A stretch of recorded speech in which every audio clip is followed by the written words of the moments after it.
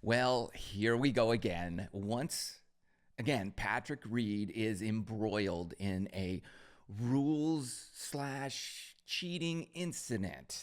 Now, in the past, I have been pretty hard on Patrick Reed for these rules violations because let's face it, he's deserved it. There's been a number of them. We don't need to go through them all, but you know what they are. And here we are in Dubai. He hits his ball into a tree, and here's the problem. That in this case, in this scenario, I actually support Patrick Reed, and let me know what you think. There's a lot of people commenting all kinds of different ways about this, and first let's take away our preconceived ideas of Patrick Reed and his cheating escapades or whatever.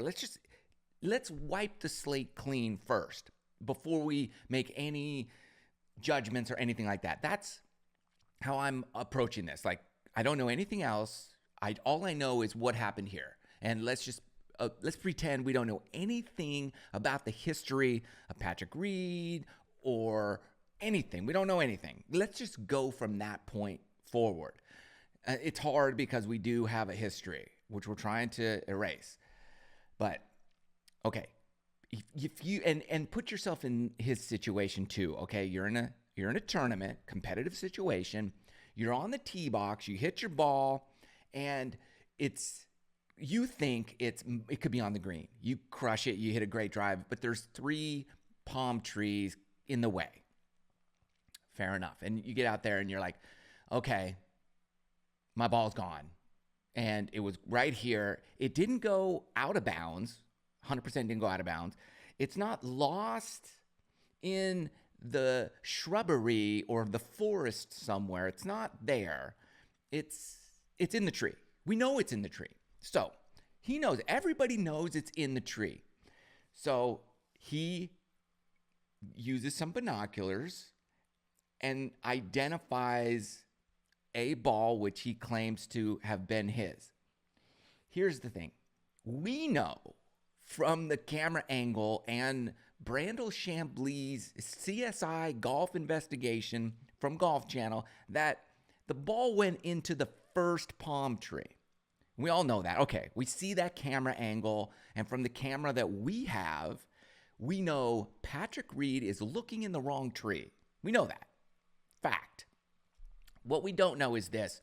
From Patrick Reed's perspective, from the tee box, what he saw, one, how intently was he watching his ball after he hit it? Did he watch it and say, okay, I'm lining it up. Just in case it gets stuck in a tree, I'm going to keep my eye on it. We don't know that.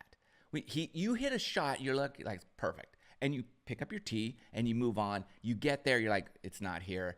It's got to be in the tree. That's what we all do. That's what basically Patrick Reed did. And I always said, the angle at which he sees it is different than the angle that the camera saw it. The camera's off the side. We know from there it goes in the first tree, but those trees are more lined up, not in a row, but they're closely aligned from the perspective of the tee box. So you hit it and it goes, you're like, okay, there's a tree, and there's a tree. But off the side, it's here's a tree, and here's a tree. Off the side, it's much easier to tell which tree it goes in than from behind, especially if you're not really paying attention that closely because you hit it on the line you hit it where you wanted it to, where you wanted to hit it. So for that, I'm going to give him a little leeway right there, right? His perspective is different. Also the rule, I do have a problem with this rule. Competitive or non-competitive, I've been the victim many times of bad rules. And there was a time I was in a tournament and I hit my ball and it went in the water. I'm playing like a match play event. And so you hit it through the fairway and it goes into the water, or it was water down there, right? But we didn't actually see the ball go in the water. And I'm looking at my playing partner. I'm like, it was a team competition. I'm like, dude, we all know my ball went in the water. Like it went right there. It rolled past, and my competitor was like, "Did you see it splash?" And I'm like, "No." "Did you see it go in the water?" "No." "Did you actually see it go?" I mean, it went over that hill. We know that, but none of us saw it go in the water. And I'm rolling my eyes like, are you kidding me? We all know it's in the water. Like when you play in your local game at this course, you would take a drop as if it went in the water. But he made me go back to the tee box and re-tee. It was ridiculous. It was and he did it on purpose, right? And he knew it. Whatever, it's fine. But it was kind of messed up. The rule is whacked, in my opinion. See, a tree is not on the golf course like a glove. It's not there to catch balls. Golf course architects don't say, I'm going to put a tree here to gobble up golf balls and torture people. That's not why they do it. They put a sand trap to get your ball. They put water. It's features and like, don't hit it there. Your ball will be in the water. They put out of bounds because you can't hit it over there, right? They don't put a tree there. It's not a way to grab golf balls. They do occasionally catch a golf ball, but they're not there for that purpose. So for that, think about this. If Patrick Reed hit his ball in the water, he would get to drop right there with a penalty stroke and he's hitting 3. If he hits it in a hazard of any type, right? Same rule applies. Drop right there, hitting 3. If he hits it out of bounds, it's different. You go back to the tee box and you're hitting 3 on the tee box. This is not out of bounds. It's clearly in play. It's in a tree. We all know that. Here we go. You should not, if everybody knows your ball is in the tree, you should not have to take a lost ball penalty and go back and re-tee and hit 3 from the tee box. The ball's not out of bounds. It's not off the golf course. It's not 500 yards away from where you think it is. It's right there. We all know it's in one of the 3 trees. From his angle, he picks the 3rd tree, takes binoculars, identifies a golf ball that he claims is his. We know it's not because his ball is in the other tree. So it can't. It's impossible. We know that. Brandel Chamblee is right. It's impossible for his ball to be in that tree. Now, Brandel went after him hardcore and really made him look foolish. Like the way in which he went after Patrick Reed was below the belt, in my opinion. And I believe, in my opinion, Brandel's doing that because Patrick is a live golf player. And Brandel takes every opportunity to attack those golfers because of his own personal opinions about the live golf tour. And you can have your opinions, but don't portray it upon other players based on something else, like a rules violation. Don't use it as an opportunity to then go attack them even further and really belittle them. Because some of the little snarky remarks he made were like, oh, his ball would have to ricochet off the tree, gain altitude, and then go in the other tree. Which, by the way, could happen depending on where it struck the tree. It could ricochet upward. It can do that. But the way in which he says it made it sound like it would have to defy the laws of physics and gravity to relocate itself from the 1st tree to the 3rd tree. We've all hit trees on the golf course. Sometimes they ricochet right out in the middle of the fairway. Sometimes they ricochet in the opposite direction. That's what happens. Depending on where that struck, it's like it's a palm tree of some type, right? And so when you cut the limbs, which they do, they cut the palm fronds off those things. And so the stubs, the nubs of the trimmed palm fronds, right, they angle in different directions, typically up. So if your ball's coming in like this and it hits it, yes, it can redirect itself upward and launch forward based on momentum and ricochet and all that. We don't have to get into that. It could happen. But the way in which you said it just really proves the point that you're going after this guy. One, because he's done some shady things in the past. I get it. He has. He's done he took a drop. Patrick Reed took a drop at Torrey Pines for an embedded ball, which we all saw on camera. The ball bounced, right? And so it bounced up like 6-8 inches, and then it landed in a different spot, and he took an embedded ball rule on the 10th hole. And we all saw that, and it was ridiculous.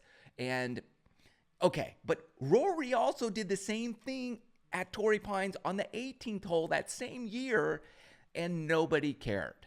Nobody cared. So this is what's interesting, because Rory also had a questionable drop during this tournament, I believe in round one, and everybody let it slide.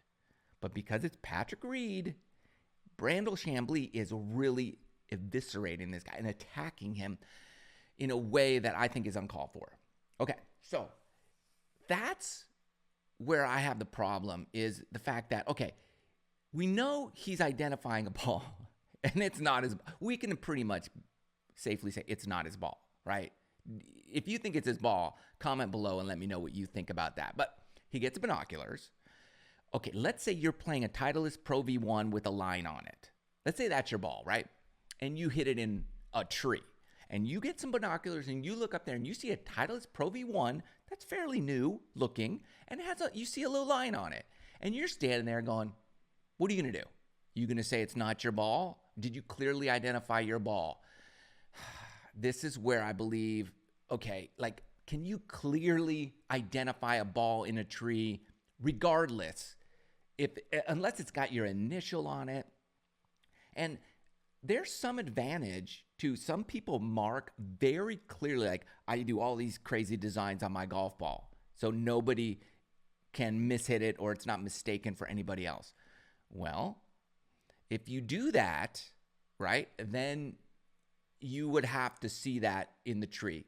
But if you don't really make too distinctive of a marking on your golf ball, then there's a high probability that somebody else marks their ball very similarly to yours. And that's probably what happened here. There's a ball up there, same kind of ball he plays, same line or whatever he's using. That's very common. And he sees it and he says, yeah, that's me. Now, we know it's not him. But at the end of the day, does it matter? The rule is, in my opinion, let me know what your opinion is. Some people are like, no, a rule's a rule, a rule is a rule, and you have to clearly identify your ball right there. And look, if I'm playing with a person, let's say I'm in a match playing match, and this guy hits a ball, and it's in the tree, and we all know it's in the tree, and he's like, yeah, that's my ball, and I see it, I'm like, you sure? Like, what am I going to do?